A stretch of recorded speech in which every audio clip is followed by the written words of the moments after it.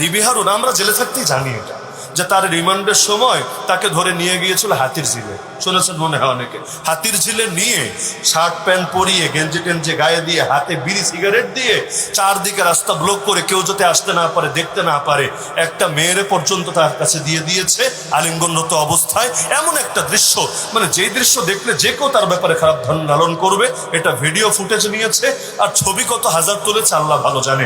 লেকিন পরবর্তীতে যে কোনো হয়তো উপরের ইশারায় হোক যে কোনো কারণে ওরা এটা প্রকাশ করে নাই, ভিন্ন ব্লেম দিয়েছে, মোবাইলের মধ্যেই পাওয়া গিয়েছে সেই পাওয়া গিয়েছে এগুলো বলেছে, লেকিন এই জিনিসটা ফাঁস করে নাই। তবে ওদের কাছে ছিল, রফিক মাদানির আমরাও দেখেছি জেলে যাওয়ার পর সবচাইতে বেশি চিন্তিত ছিল এটা নিয়ে যে ভাই জেলে একবার না 10 বার খাটবো, 1 মাস না 10 মাস খাটবো, এটা বিষয় না।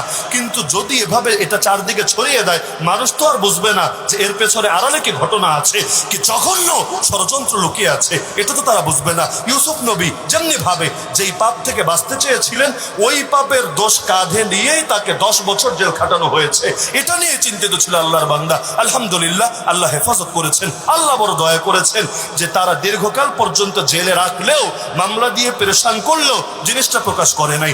এখন ক্ষমতায় থাকাকালীনই ডিবি হারুনের শেষের দিকে আন্দোলন যখন চলে ওই সময় সে সারা দেশকে নিজেই জানিয়েছে, লাইভ দিয়ে দিয়ে অনুষ্ঠান করে করে গোটা দেশকে জানিয়েছে আমার সঙ্গে এরকম একটা ব্যাপার ঘটেছে। সবাই আফসোস করেছে। বিষয়টা এখানেও থামতে পারতো। আমি অবাক, বড় অবাক। গতকাল আর আজকে দেখছি তার সেই ছবিটা বাংলাদেশের বিশেষ একটা দলের সদস্যরা ফেসবুকে প্রচার করে গোটা দেশ গরম করে দিয়েছে। দেখো তোমাদের হুজুরের অবস্থা, হুজুরের হাতে বিড়ি, হুজুরের গায়ে গেঞ্জি, হুজুরের পরনে প্যান্ট। ওই মেয়ের ছবিটা দেয় নাই কিন্তু বাকি বিড়ি সিগারেটের যে ছবি এটা দিয়েছে দেখো। আর শরীর নিয়ে মন্তব্য তো আছেই। আরে ভাই শরীর কারো শরীর তার নিজের সৃষ্টি না। আপনাদের দেহ কি আপনাদের নিজের সৃষ্টি? যারা লম্বা তারা কি নিজের লম্বাত্বকে নিজে সৃষ্টি করেছেন? যারা খাটো নিজের খাটত্ব নিজে সৃষ্টি করেছেন। বডি শেমিং চরম অসভ্যতার জাহেলিয়াত ছাড়া কিছু না। সহিহ বুখারীতে হাদিস আছে আল্লাহর নবীর জামানায় এক সাহাবী আর এক সাহাবীরে গালি দিল। কি বলে? ইয়াবনা সাউদা, হে কাইল্লা বেডির পুত। খুব আহামরি গালি না, বাংলাদেশে এর চাইতেও কাঁচা গালি চলে। কি বললো? ইয়াবনা সাউদা, ইয়া মানি হে, ইবিন মানি পুত্র, সাউদা মানে কালো মহিলা কৃষ্ণাঙ্গ, হে কাইল্লা বেডির পুত। খালি এতটুকু বলেছে। আল্লাহ নবী বললেন তুমি তওবা করো। আইয়ারতাহু বিউম্মিহি, তুমি তাকে তার মায়ের কথা বলে লজ্জা দিলা। ইন্নাকা আমরুন ফিকা জাহেলিয়া। আরে শোনা বুঝর, তুই এমন একজন মানুষ যার ভেতর এখনো জাহেলিয়াত রয়ে গেছে। জলদি তওবা কর আল্লাহর কাছে। সহিহ বুখারীর মধ্যে হাদিস আছে। কি বুঝলেন? কাউকে রং নিয়ে খোঁটা দেওয়া, কাউকে তার বডি নিয়ে খোঁটা দেওয়া, এটা কি ইসলাম না জাহেলিয়াত? আরে বলেন ইসলাম না জাহেলিয়াত? তো রফিকুল ইসলাম মাদানী অসুস্থতার কারণে সে যে অবস্থায় আছে, অসুস্থতার কারণে, অন্য কারণে না। ছোটবেলায় একটা রোগ হয়েছিল, তো এর পেছনে তার কোনো হাত আছে? তার কোনো হাত আছে? এটা কার সৃষ্টি? আরে কার সৃষ্টি? আল্লাহ সৃষ্টি নিয়ে আপত্তি করার অনুমতি আল্লাহ কারে দিয়েছে? কারে দিয়েছে? আরে তুমি মুসলিম হলেও দেয় নাই, কাফের হলেও দেয় নাই, আস্তিক হলেও দেয় নাই, নাস্তিক হলেও দেয় নাই। আগে মানুষ তো হ, তারপর নয়তো রাজনীতি করিস গিয়ে।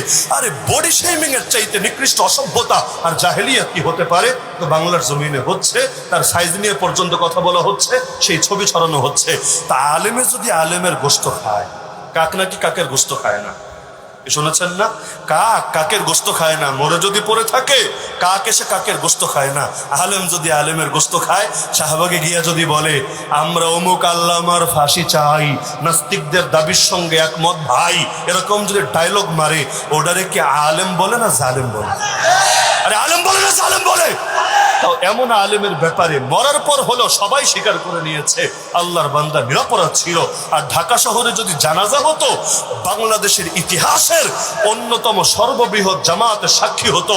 সরকার জিন্দা মানুষটারে তো ভয় পেত, মরার পর পর্যন্ত এমন ভয় পেয়েছিল, লাশের সঙ্গে অমানবিকতা করতে ছাড়ে নাই, জানাজাটা পর্যন্ত হতে দেয় নাই। না হলে গোটা জাতির সামনে প্রমাণিত হতো তার মরা বাপের জনপ্রিয়তা কতটুকু ছিল আর একজন আলেমে দ্বীন আর কোরআনের খেদমতকারীর জনপ্রিয়তা কতটুকু ছিল। তবে ইখতিলাফ থাকতে পারে, ইখতিলাফের কারণে কড়া ভাষাও ব্যবহার হতে পারে, কিন্তু তাই বলে আপনি জালেমকে উস্কে দিতে পারেন না আলেমের বিরুদ্ধে। এখনো দেখবেন কিছু নিকৃষ্ট চিজ এই বাংলার জমিনে আছে, কথায় কথায় বলে অমুক হুজুর জেলে থাকলেই ভালো ছিল, তমুক হুজুর জেলে থাকলেই ভালো ছিল। বলে না? আরে বলে না? বিশেষ করে আমাদের মুরব্বীরা যখন বাতিলের বিরুদ্ধে গর্জে ওঠে, কথায় কথায় এই টাইপের কথা বলে, জেলে থাকলেই ভালো ছিল।